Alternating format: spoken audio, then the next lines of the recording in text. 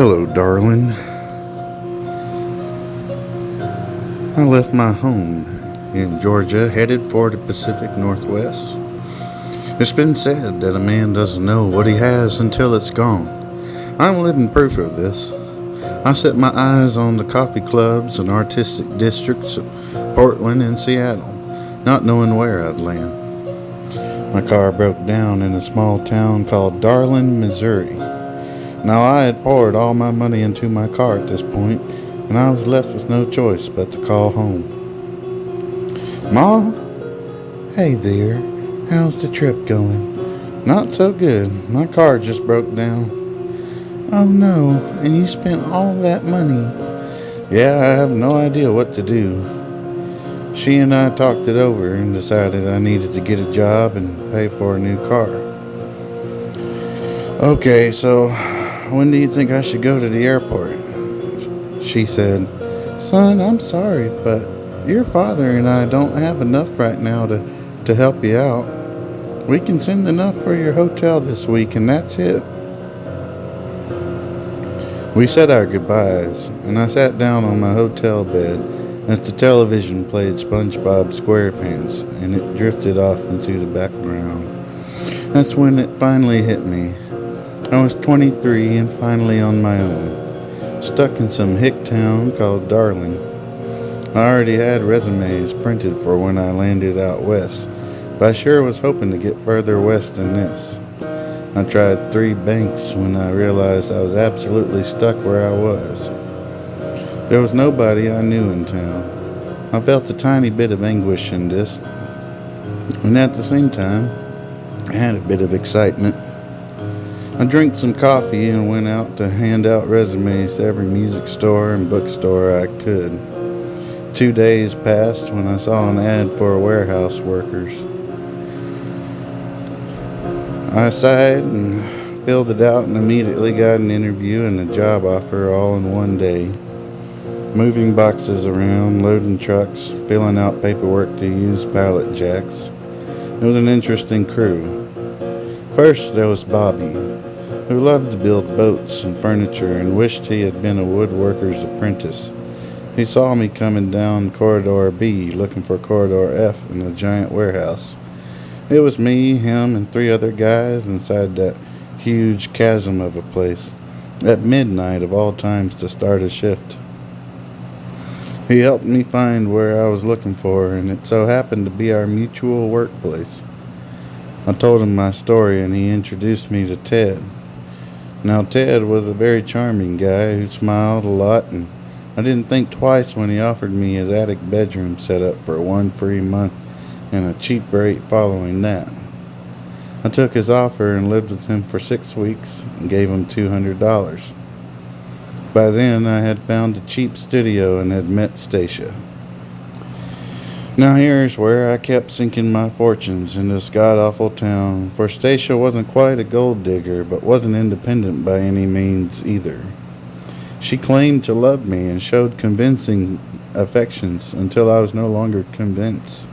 In January, when my $3,000 a month pay had been dwindled all into drugs and alcohol, that I too took part of. I didn't nearly use or crave as much as Stacia did. She was hopeless. I was hopelessly in love with her hopelessness, trapped inside a spell upon my heart, which gave her everything she wanted.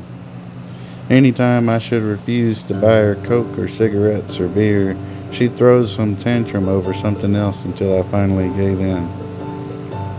Now we owed the landlord rent, and I found myself taking out a loan to do so. I told her she had 30 days, and she started punching me and shouting. I had to get away, but she was threatening to break my guitars. I pushed her away from me, and that was when she called the police. They arrived, and I told them my side of the story, but they arrested me anyways. I spent one night in the county jail, which was near my workplace. When they released me, it was 6 hours until my shift started. I had a court date in a few months, and my lawyer said I'd likely get 3 years of probation for domestic abuse. She still had 30 days to leave. I was supposed to maintain the lease on the loan, but thankfully I wasn't fired. I stayed with Ted for another 6 weeks for $200 and found another place. I ended my month-to-month lease on the first place and told the landlord the whole situation. They ordered the police to kick her out when the time came I had last heard. 3 years later, my probation ended, and I still knew Bobby and Ted and about 4 other guys at the warehouse. By then, I had met Martha. Now, I had royally fucked up when I told her my ex-girlfriend had passed away, but for some reason, telling my now wife that Stacia was dead brought an eerie comfort. I didn't wish her dead, but pretending made it seem like all my troubles were over. They were far from over.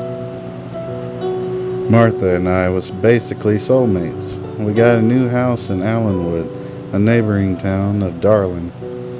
At this point, I had spent 4 years in this town with no more artistic promise or expectation to go to the Northwest. Martha and I had visited, but never saw any opportunity to move far. We were happy enough in our quaint little house and our modest little life. We had been through so much before we met, and we knew what we wanted or needed, and we shared a real love. I had been sober for a long time at this point, besides an occasional drink of champagne. Martha and I were celebrating 5 years together now, happily married. We received a special gift at the doorstep. Oh, my mother must have sent this. She pulled out some red wine and chocolates and a simple note that said, "Happy Anniversary." There had been no recipient's name, but I had taken Martha's presumption for granted that they came from her mother. We had finished our champagne glasses and decided to try the wine and chocolates while watching our favorite movie together. We turned it on as the production company logos and music started, and the opening scenes of Lord of the Rings began to play. We toasted our love together. The wine wasn't great, and I found it too sweet.